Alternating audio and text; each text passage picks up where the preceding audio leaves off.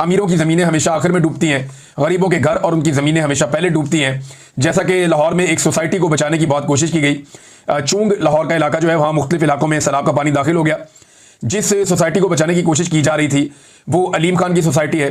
मुख्तलिफ बंद बनाए और तोड़े जा रहे थे, लेकिन फिर भी उस सोसाइटी के अंदर पानी दाखिल हो गया। एक जिद पकड़ी हुई थी अलीम खान ने कि इसमें पानी नहीं आने दूंगा, क्योंकि इमरान खान साहब ने बहुत पहले मना किया था कि इस सोसाइटी को किसी सूरत भी नहीं बनना चाहिए। इमरान खान साहब इस सोसाइटी के लिए परमिशन नहीं दे रहे थे और यही वजह थी कि ये सारे मिलके उस्मान बुज़दार के खिलाफ हो गए थे। यानी उस्मान बुज़दार की बहुत सारी नेगेटिव चीज़ें मैं खुद भी रिपोर्ट करता रहा हूँ और मैं उसे काबिल वज़ीर आला नहीं समझता।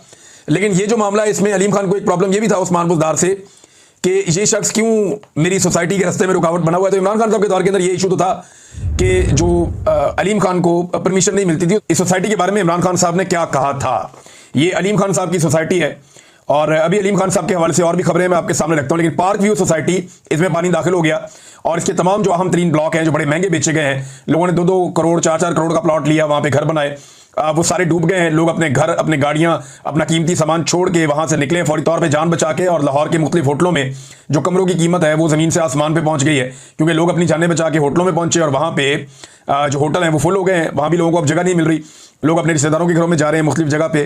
तो लोगों का काफ़ी माली नुकसान हुआ है, अरबों रुपए का नुकसान लोगों का हो गया। लेकिन अलीम खान साहब ने बहुत पैसा इसमें बनाया है।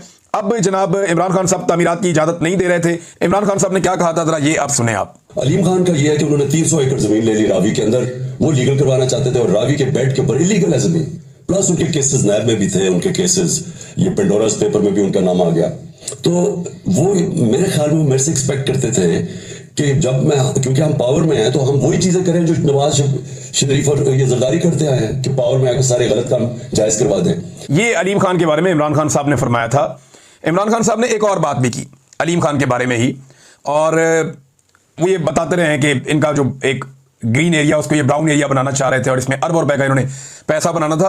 अहमद हसन बोबक साहब ने एक सबूत सामने पेश किया है और ये पार्क व्यू सिटी के हवाले से इन्होंने एक डॉक्यूमेंट भी शेयर किया है कि बड़ा सबूत सामने आ गया। मरियम नवाज ने 25 फरवरी 2024 को वजारत आला का हलफ उठाया और सिर्फ 9 दिन बाद ही 4 मार्च 2024 को अलीम खान की पार्क व्यू सिटी को रूडा से मंजूरी दिलवा दी और आज पार्क व्यू डूब चुकी है।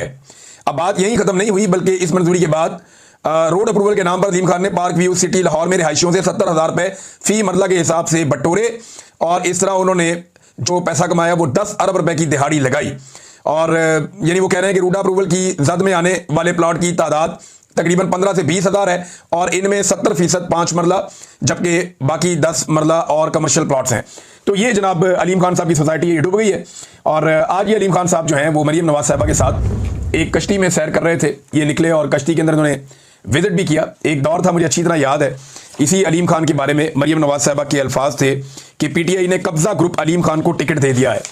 तो एक दौर में ये कब्जा ग्रुप था, इमरान खान की एटीएम था, लेकिन अब यही बंदा जो है वो लाहौर का बेटा करार दिया जा रहा है। अपना टीवी चैनल हो ना, तो बंदा कुछ भी कह सकता है अपने आप को। तो लाहौर के बेटे की जान भी खतरे में है। यानी समा टीवी ने इस तरीके से ये खबर चलाई है, मैं वो पढ़ के हैरान हो गया जिस किस्म का इन्होंने ये सामने टिकर बनाया हुआ था और उसका थंबनेल बनाया हुआ था कि लाहौर के बेटे अब्दुल अलीम खान 3 दिन से रावी पर मौजूद। तो रावी पे उनकी सोसाइटी है भैया, अरबों रुपया वहां से कमाया हुआ है, वहीं पे मौजूद होना है। जान खतरे में डालते हुए मरियम नवाज के साथ सूरत हाल का जायजा और जनाब लेने के लिए पानी में उतर पड़े। ये इतनी बड़ी कुर्बानी दे दी, लाहौर का बेटा भी करार दे दिया। भाई लाहौर वालों से पूछ लो बेटा है या नहीं है। लाहौर में जो इलेक्शन इन्होंने लड़ा है, इमरान खान साहब के एक अदना कारकुन ने दिन में तारे दिखा दिए थे और लेंथों के साथ उसने इलेक्शन हराया था, लंबी लीड के साथ इलेक्शन हराया था। फिर फॉर्म 47 जारी हो गया अलीम खान को भी, ओन चौधरी को भी, और इन दोनों को जो है वो एस्टेब्लिशमेंट ने, क्योंकि यकीन दहानी करवाई थी, तो इन दोनों को एस्टेब्लिशमेंट ने इलेक्शन जितवा दिया। जहांगीर खान तरीन को इसलिए इलेक्शन हरवा दिया गया कि वो अपने आप को वजीर आजम समझना शुरू हो गए थे, लिहाजा उन्हें खेल से बाहर कर दिया गया और बाकी चीजें नवाज दी गई। कमजोर आदमी वो साइड पे हो गए। लेकिन अब्दुल अलीम खान को, क्योंकि इन्होंने थोड़े पे मान जाना था, और साथ में जो ओन चौधरी है, इन दोनों को नवाज दिया गया और इन दोनों को एमएनए बनवा दिया गया। लेकिन इमरान खान साहब के एक कारकुन ने, इजाज भुट्टो साहब ने, इन्हें लेंथों के साथ इलेक्शन हराया था। अब लाहौर से पूछना चाहिए कि लाहौर ने अपना बेटा समझता है या नहीं समझता। अपना टीवी हो तो आप जो मर्जी खबरें चलवा लें। इससे पहले तो इनको मरियम नवाज और बाकी सारे लोग जो है वो कहा करते थे कि ये कब्जा ग्रुप है, लेकिन अब वो कुछ और कहते हैं। हैरत अंगेज तौर पर नाज़रीन, जो तस्वीर मरियम नवाज और नून लीग शेयर कर रहे हैं वो बहुत अजीब है। यानी एक ट्विटर के ऊपर जंग लगी हुई है, वो सोशल मीडिया पे साबित करना चाहते हैं कि हम काम कर रहे हैं, हालांकि ग्राउंड के ऊपर ये टके का काम नहीं कर रहे। जहां से भी वीडियो आती है लोग शिकवे और शिकायतें कर रहे हैं, जनाब हमें पूछने वाला कोई नहीं है। मिसाल के तौर पे मरियम नवाज ने वजीराबाद की 2 वीडियोस लगाई हैं। एक में उन्होंने दिखाया जनाब कि पहले और बाद में।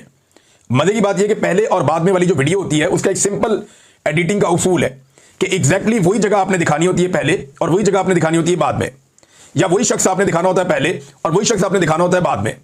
यह है उसूल कि दोनों एक जैसी चीजें हो, उनको वक्त के बाद उसमें जो तब्दीली है वो तब्दीली आपने दिखानी होती है। अब एक तरफ मरियम नवाज ने कोई और इलाका दिखा दिया जो खुश्क है और एक तरफ कोई और इलाका दिखा दिया जो सैलाबज़दा है, और दोनों फुटेजेस में कोई मेल ही नहीं है आपस में। एक तरफ किसी और इलाके की फुटेज चल रही है, एक तरफ जो है वो इलाका मुख्तलिफ नजर आ रहा है। समझ नहीं आ रही कि ये क्या हो गया। फिर इन्होंने कुछ ऐसी तस्वीरें शाया की, कुछ ऐसी वीडियोस लगाई नून लीग के मीडिया सेल ने, जहां से उनका दावा है कि चंद घंटों पहले तक बहुत ज्यादा सैलाबी पानी था, लेकिन अब वो दावा करते हैं कि पानी निकल गया वहां से। लेकिन वो जो तस्वीर और वीडियो इन्होंने लगाई उनके अंदर तो ऐसा लगता है कि यहां पे कई हफ्तों से पानी आया ही नहीं। यानी लोग पागल तो नहीं है ना, रोटी को चोची तो नहीं कहते भाई। अगर आप कहीं से सैलाब का पानी निकालेंगे तो जमीन मुकम्मल तौर पे खुश्क तो नहीं हो जाएगी ना 2 घंटों में। भाई जहां पे आज सुबह पानी है 2-2 फुट 3-3 फुट या 1-1 फुट भी पानी है, या चले 1-1 इंच भी पानी है, जब पानी वहां से निकलेगा तो क्या ये हर चीज एवेपोरेट हो जाएगी फौरी तौर पे? सड़क और साइड पे मिट्टी और साइड पे जो घास है, जो ग्राउंड है, या जो वहां पे पौधे हैं, वो सारे मुकम्मल तौर पे खुश्क हो जाएंगे। हैरत होती है, मुझे ऐसा लगता है कि शायद ये पुरानी तस्वीरें कहीं से इनको मिल गई, वो उठा उठा के लगा रहे हैं। जैसे मरियम नवाज ने एक और काम किया, यानी पंजाब हुकूमत के आप कारनामे देखें, एक के बाद एक अजीब कारनामा। मरियम नवाज ने कोई एक मुहर्रम उल हराम के हवाले से मीटिंग की थी, लगभग 2 महीने पहले की बात है। उस मीटिंग की जो वीडियो है उसको सैलाब की मीटिंग बना के जारी कर दिया। ये पंजाब हुकूमत के कारनामे हैं, एक के बाद एक कारनामे कर रहे हैं, एक के बाद एक कारनामा कर रहे हैं, और शो ऐसे कर रहे हैं जैसे कि बहुत जबरदस्त ये काम कर रहे हैं। अपनी नालायकी का भी मरियम नवाज ने खुद ही पोल खोल दिया। ये देखें आप, ये एक मरियम नवाज को किसी सहाफी ने सवाल किया और पूछा कि जनाब ये क्या जरूरत थी कश्ती में बैठ के दरिया में जाने की? तो कहती मेरे जाने का फायदा हुआ। और फायदा क्या, वो बता रही है कि कश्ती में जाने से मुझे पता चला कि कश्तियों में रेस्क्यू करने का जो बुनियादी सामान है वो मौजूद नहीं है। यानी अपनी नाअहली का, अपनी हुकूमत की नाअहली का खुद ही पोल खोल रही है। वायरलेस सिस्टम नहीं है, इमरजेंसी लाइट्स नहीं है कि रात के वक्त और शाम के वक्त जाना पड़े तो, लाउड स्पीकर जो है वो भी नहीं है, और इसके अलावा फर्स्ट एड्स का भी सामान नहीं है, खुश्क राशन जो है वो भी नहीं है, और कश्तियों के इंजन भी बेहतर हालत में नहीं है, चलती हालत में नहीं है, यानी उनको भी ठीक करवाने की जरूरत है। तो ये मरियम नवाज साहब को पता चला। अब सैलाब की प्रेडिक्शन जो है वो 15 दिन से ज्यादा हो गए आई हुई है। 1 महीने पहले से वार्निंग जारी की गई थी महकमों की जानिब से कि सैलाब आ सकता है। तब से लेकर अब तक ना कश्तियां चेक की गई, ना लाउड स्पीकर चेक किए गए, ना लाइटें चेक की गई, ना इंजन चेक किए गए, और ना ही रेस्क्यू करने का जो एक बुनियादी सामान होता है वो कश्तियों को या रेस्क्यू वालों को मुहैया किया गया। गो कि रेस्क्यू का महकमा जो है वो बड़ी जांफिशानी के साथ काम कर रहा है, बड़ा जोर लगा रहा है। अगर ये सियासतदान इस सारे मामले से बाहर हो जाएं तो शायद वो दुगना काम कर सकें। अब ये कश्ती के अंदर बैठ जाते हैं और हाथ हिला रहे हैं, कैमरामैन इनके साथ है। मजे की बात यह कि कैमरामैन एक नहीं है ना, ये मिसाल के तौर पे ये वाले कैमरामैन ड्रामा कर रहे हैं ना, तो यहां पे हाथ हिला दिया, यूं करके हाथ हिला दिया। अब ये इनके दिमाग में नहीं है, इनको प्रोडक्शन का भी बिल्कुल नहीं पता कि एक कैमरामैन इधर भी बैठा हुआ है, वो जब वीडियो बना रहा है तो वो ये दिखा रहा है कि ये हाथ उधर हिला रही है, उधर बंदा ही कोई नहीं है, पूरा का पूरा दरिया खाली है। तो टिकटॉक बनाने के लिए आपको दिमाग में ये भी रखना पड़ता है कि जब मल्टीपल कैमरे काम कर रहे हो तो आपको रियल काम करना पड़ता है। आप ड्रामा करते हैं तो दूसरा कैमरा पकड़ लेता है, तो यहां पे मल्टीपल कैमरे काम कर रहे हैं। सामने वाले कैमरे में अगर उसकी फुटेज आएगी तो लगेगा जैसे मरियम नवाज हाथ हिला रही है, और वहां पे लोग शायद बहुत सारे खड़े होंगे, बाद में अगला कट लगा देंगे कहीं और से लोग किसी को हाथ हिला रहे होंगे तो उसको दिखा दिया। लेकिन जो इधर वाला कैमरा है जब वो वहां से शूट होगा तो वो दिखाएगा कि यहां पे तो 1 मील तक कोई नहीं है और इतनी दूर भी कोई नहीं है कि कोई नजर आ जाए। लिहाजा ये इस किस्म की अजीबोगरीब हरकतें कर रहे हैं, सिर्फ सोशल मीडिया के ऊपर या अपने मीडिया के ऊपर ये कैंपेन चला रहे हैं कि बहुत ज्यादा काम किया है मरियम नवाज ने। हालांकि खुद ही उन्होंने अपनी नालायकी का, अपने नकम्मेपन का पोल खोल दिया है कि किसी किस्म का काम करने के वो काबिल नहीं है। ज्यादातर जो कश्तियां भी नादरीन चल रही है ना, मैं इसको इसलिए जानता हूं कि मैंने पिछले फ्लड में काम किया था। जो रेस्क्यू 1122 की कश्तियां हैं ना, वो और तरह है, वो डिजाइन है स्पेशली, और वो बनाई जाती हैं एक स्पेशल वो जगह से बनती है, मुझे पता है उसका, ये बाकायदा ऑर्डर देके बनवाते हैं। अब वहां रावी पे ना बहुत सारी ऐसी कश्तियां जो किराए पे चलती हैं, ये 12 दरी लेकर जाती थी, वापस आती थी, वहां थोड़ा सा एक झील सी बनी उसमें सैर करवाते थे। अब वो कश्तियां हायर कर ली गई हैं, उनके ऊपर जो जाता है उन कश्तियों पे भी ड्रामे कर रहे हैं, साथ रेस्क्यू वाले भी लगाए हुए हैं, साथ ये भी लगाए हुए हैं। और बेचारे जो काम करने वाले लोग हैं उनको भी काम नहीं करने दिया जा रहा। तो यहां पे सारे के सारे एक ड्रामा चला रहे हैं, एक टिकटॉक शो चल रहा है जिसपे सारे ये साबित करने की कोशिश कर रहे हैं जनाब हमने बहुत काम कर दिया, हमने तबाही फेर दी, हमसे ज्यादा बेहतर काम कोई नहीं कर सकता।